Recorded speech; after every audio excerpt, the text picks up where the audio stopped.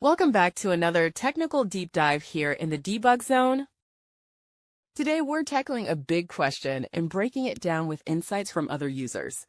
Hopefully this clears up some misconceptions and helps you get the answer you need. So buckle up, stay a little curious, and let's jump right in.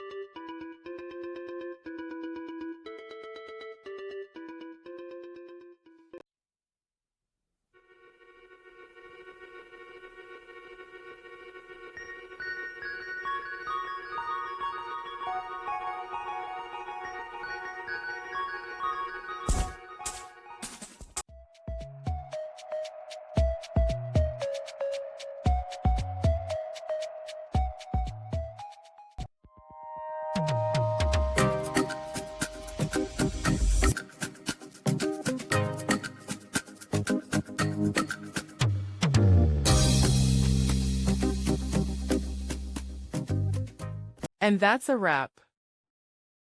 I hope you found the answer you were looking for. If you did, take a second to hit that subscribe button. It really helps out.